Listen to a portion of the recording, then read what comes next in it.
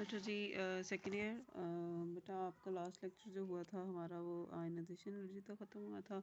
अब हम आगे फर्दर इसको लेके चलते हैं। अब हमने चेक करना है कि आया आयनाइजेशन एनर्जी हमारे पास ग्रुप और पीरियड में किस तरह चेंज करती है। ठीक है, जिस तरह वेरी करती है, ट्रेंड क्या है इसका। मैंने आपको बताया ना, ट्रेंड होते हैं ग्रुप और पीरियड में। तो पहली बात हम देख लेते हैं कि हमारा ऐसे कौन से फैक्टर्स हैं, ऐसे कौन सी बात अवामिल हैं जिन पे आयनाइजेशन डिपेंड करती है। कहता है जी, पहला आपके पास न्यूक्लियर चार्ज, दूसरा आपके पास आ जाता है साइज़ ऑफ एटम, और तीसरा जो फैक्टर जो उस पर अफेक्ट करता है आयनाइजेशन एनर्जी पे वो है शील्डिंग इफेक्ट। क्लियर होगी ये तीन बातें, nuclear charge, size of atom and shielding effect. ठीक है, शील्डिंग इफेक्ट क्या होता है असल में? शील्ड का मतलब होता है उसको छुपा लेना किसी चीज़ को। होगा क्या कि आपको पता है न्यूक्लियस होता है, उसके अंदर प्रोटॉन होते हैं, ठीक है, जो कि अट्रैक्ट करते हैं जो ऑर्बिटल्स या शेल्स में आपके इलेक्ट्रॉन्स हैं। ठीक है, होगा ये कि जो आपके पास पॉजिटिव चार्ज है ये न्यूक्लियस पे, जिसको हम न्यूक्लियर चार्ज कहते हैं, वो अट्रैक्ट करेगा सारे इलेक्ट्रॉन्स को। ठीक है, जो भी बाहर वाले सबसे बाहर शेल में जो मौजूद हैं, जो अंदर वाले शेल्स में मौजूद हैं, उन सबको।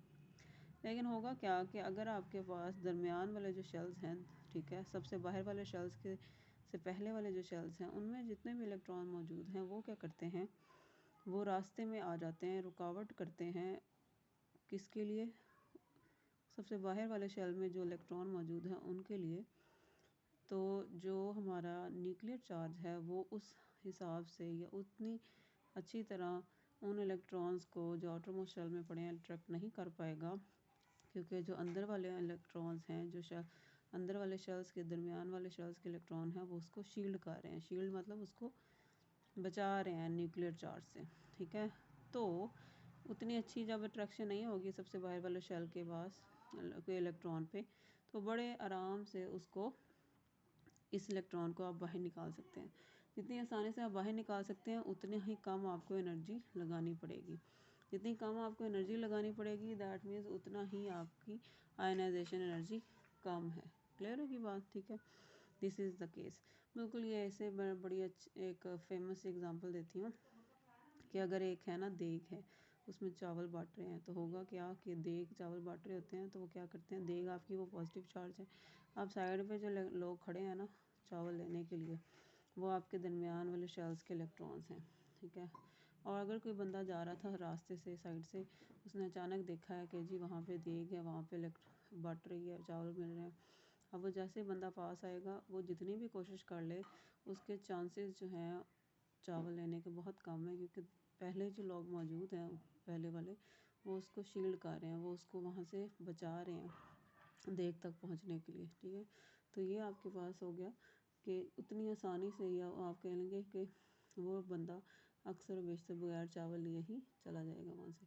तो इसी तरह इलेक्ट्रॉन जो आउटर मोस्ट शेल के इलेक्ट्रॉन्स होते हैं वो शील्ड हो रहे होते हैं।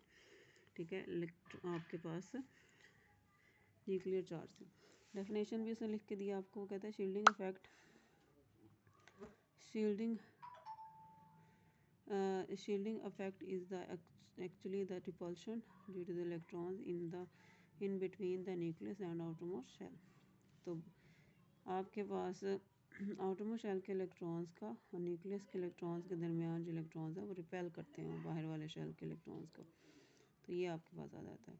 अब होगा क्या कि इस तरह हमारे पास जितने रिपल्शन ज़्यादा हो जाएगी इलेक्ट्रॉन्स के दरमियान में, उतना एटम आपका फैलेगा। फैलने से क्या होगा कि वो आपके पास साइज़ इंक्रीज़ करेगा। साइज़ इंक्रीज़ करेगा तो हमारे पास जितना साइज़ इंक्रीज़ करेगा उतने इलेक्ट्रॉन्स और ऐड होते जाएंगे, आपके ज़्यादा शील्डिंग होगी। तो हुआ ये कि हमारे पास जैसे ग्रुप में टॉप टू बॉटम जाए, न्यूक्लियर चार्ज बड़ा होता है, ठीक है, और हमारे पास साइज़ जो है वो भी बड़ा होता है, जिसकी वजह से शील्डिंग इफेक्ट बड़ा होता है, और बड़ी आसानी से आप इलेक्ट्रॉन वहाँ से रिमूव कर सकते हैं। तो इसलिए हमारे पास आयनाइजेशन एनर्जी डिक्रीज़ है। डिक्रीज़ मतलब कम एनर्जी चाहिए, क्योंकि बड़ी आसानी से इलेक्ट्रॉन आउटर मोस्ट शेल से निकल रहे हैं। जितनी आसानी से निकल रहे हैं उतनी कम एनर्जी लगेगी।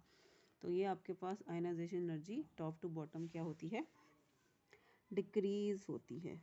सही हो गया, ये आपके पास याद रहे कि किस वजह से होती है, शील्डिंग इफेक्ट की वजह से। ठीक है, और दूसरा साइज़ ऑफ एटम की वजह से। टॉप टू बॉटम बड़ा होता है साइज़, जितनी आसानी से बड़ा, जितना ज़्यादा बड़ा है साइज़, उतनी आसानी से आप आउटर मोस्ट शेल से इलेक्ट्रॉन आसानी से निकाल सकते हैं। इसी तरह पीरियड में चलें जी।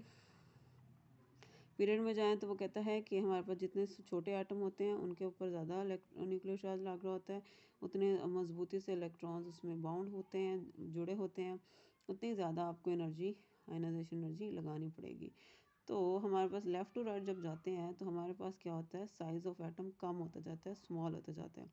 जितना स्मॉल होता जाएगा उतनी मुश्किल से हम इलेक्ट्रॉन निकाल सकेंगे, उतनी ही ज़्यादा एनर्जी लगानी पड़ेगी। तो हम कहेंगे कि लेफ़्ट टू राइट पीरियड के अंदर आयनाइजेशन एनर्जी इंक्रीज़ होती है। क्लियर? ठीक है, तो ये आपने बस यहाँ तक कर लेना है। ठीक है, आपको सारी रीज़न भी इसमें आ जाएगी क्यों इंक्रीज़ होती है। तो ये हो गया। अच्छा, एक और बात है, इनर्ट गैसेस जो होती हैं ना, इनर्ट गैसेस कौन सी होती हैं, जो हमारी नोबल गैसेस होती हैं, साई 8A ग्रुप वाला। उनका क्या होता है कि उनका जो बाहर वाला शेल होता है, आउटर मोस्ट शेल, वो कंप्लीट होता है, 8 के 8 या 2 के 2 इलेक्ट्रॉन में पूरे होते हैं। तो उनके लिए हमारे पास इलेक्ट्रॉन्स को निकालना बहुत ही मुश्किल होता है। तो सबसे ज़्यादा जो आयनाइजेशन एनर्जी होती है वो आपके पास आयनाइजेशन, वो सॉरी, नोबल गैसेस की होती है। ठीक है, 8A ग्रुप वालों की सबसे ज़्यादा आयनाइजेशन एनर्जी लगानी पड़ती है। अगर आप इलेक्ट्रॉन निकालना चाह रहे हैं तो आपको बहुत एनर्जी लगानी पड़ेगी। क्लियर होगी बात?